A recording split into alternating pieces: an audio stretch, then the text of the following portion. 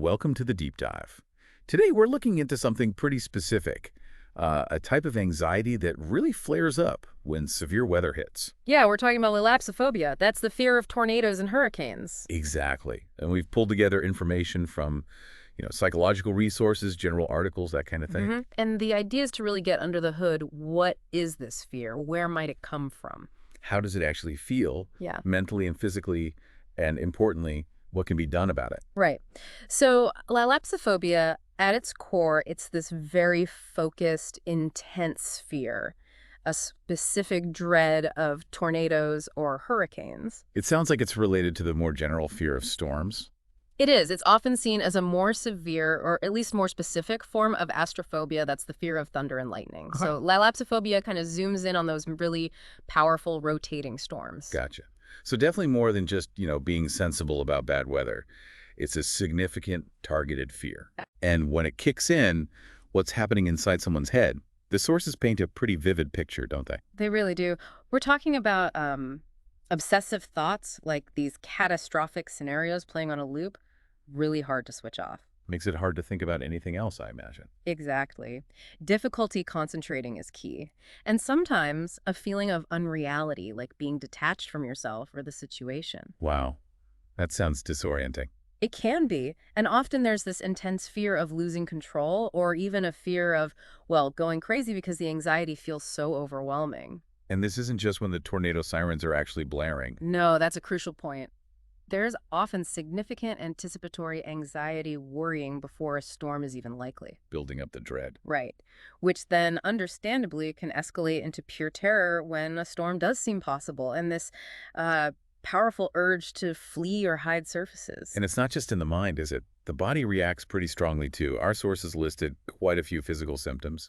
Oh, definitely. The body's alarm system basically goes into overdrive. You see things like dizziness, shaking. Palpitations. Yeah, racing heartbeat, feeling lightheaded, sometimes even fainting. Shortness of breath is common too, or feeling like you're choking. That's awful. Accelerated heartbeat, chest pain or discomfort, sweating, nausea, even numbness or tingling, especially in the hands or feet. It's a full-blown stress response. Now, something that jumped out at me was this link between Lilapsophobia and autophobia, the fear of being alone.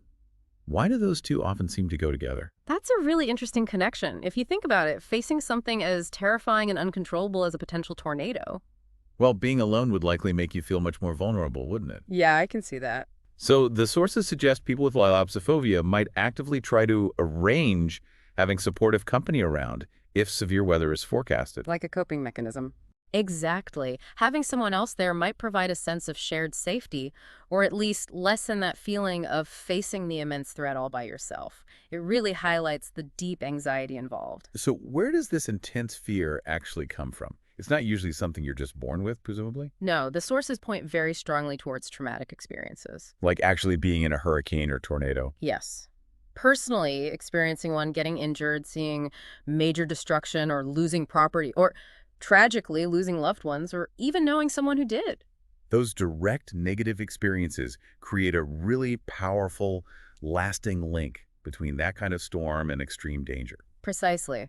But what's also fascinating and maybe a bit unsettling is that you don't necessarily need to have lived through it yourself. Right. The sources mention media exposure, too. Just hearing about storms, seeing them on TV. Exactly. Think about how much exposure we get now. Dramatic footage, news reports, internet stories, social media, constant images and narratives of distant disasters. So even if it's happening thousands of miles away, For some people, yes. That repeated exposure, even without direct experience, can build up a sense of threat.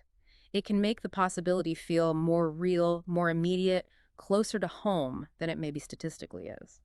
it's like the fear gets conditioned just through watching or reading about it. That seems to be the idea, yes. Especially for individuals who might already be prone to anxiety. Okay, so if someone is dealing with this, how does it show up in their behavior? What might you notice day to day? Well, a big one is often a real preoccupation with the weather. Constantly checking forecasts. Yeah, obsessively checking websites, weather apps, maybe always having the weather radio on.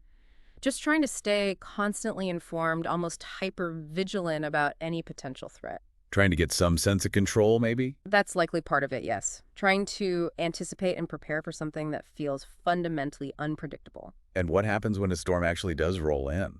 Even just a regular thunderstorm. The reactions can be quite pronounced. They might be glued to severe weather alerts, even for minor warnings that others might ignore. And the need to seek shelter. Oh, yes. Immediately looking for safety. The sources mention hiding under beds, going into windowless rooms, basements, storm shelters, really going to lengths to feel secure. Even if it's just raining. In some cases, yes, the trigger can become generalized, so even just rain might set off that immediate need for shelter. It shows how pervasive the fear can become. That sounds incredibly disruptive to daily life. So what helps? What kind of treatments are available? Thankfully, there are effective approaches. Cognitive behavioral therapy, CBT, is mentioned frequently for phobias like this. How does that work, basically? CBT helps people identify those negative, catastrophic thought patterns that fuel the fear, challenge them, and learn healthier ways to cope with the anxiety. Okay. But the sources also note that if the phobia is really rooted in a specific past trauma, maybe it's linked to PTSD, then therapies designed specifically for trauma might be more effective. Right, addressing the root cause more directly. Now, can we shift gears for a second? I found the name itself, Lilapsophobia, really interesting. There's a bit of a language story there, isn't there? Oh, yes, it's quite a linguistic curiosity.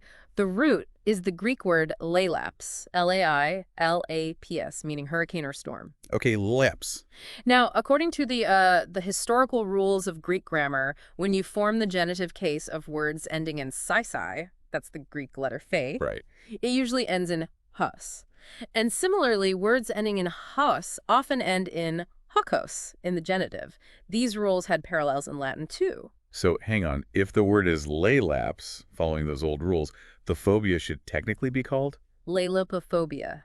Lailapophobia. Lilapsophobia. Yeah, think of other phobias like, say, myrmecophobia, fear of ants. That comes from myrmex, genitive myrmekos.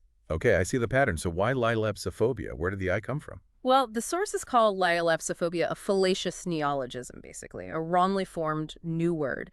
It seems that older linguistic rule just wasn't widely known when the term was likely coined. And the I specifically.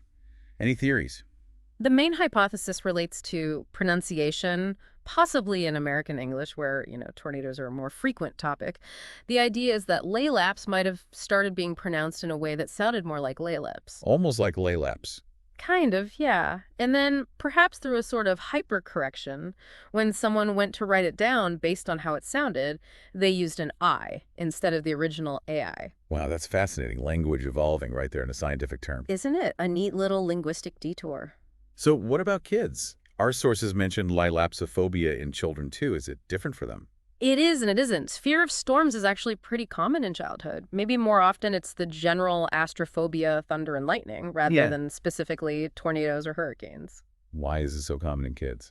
A lot of it likely has to do with their developing understanding of reality versus fantasy, seeing dramatic storm coverage on TV, or hearing adults talking anxiously.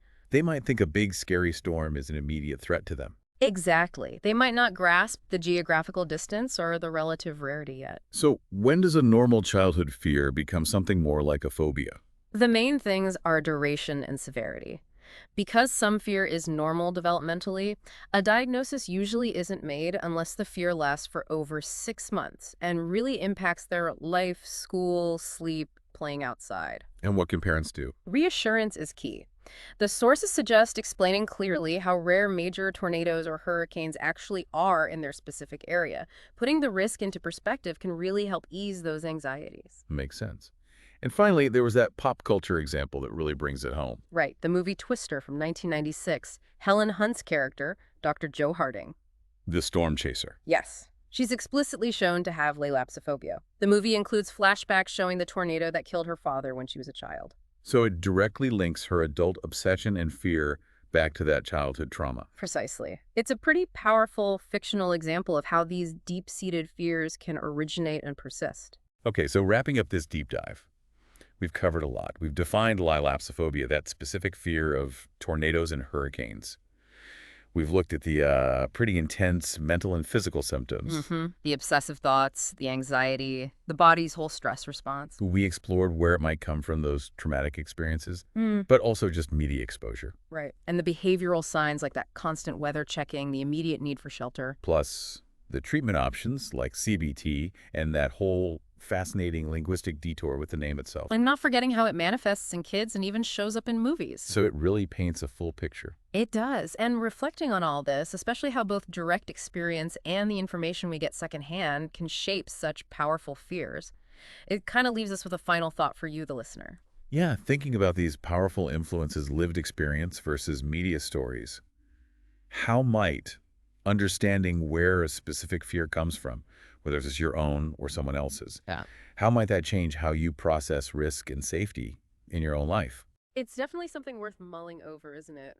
How we perceive danger in the world around us.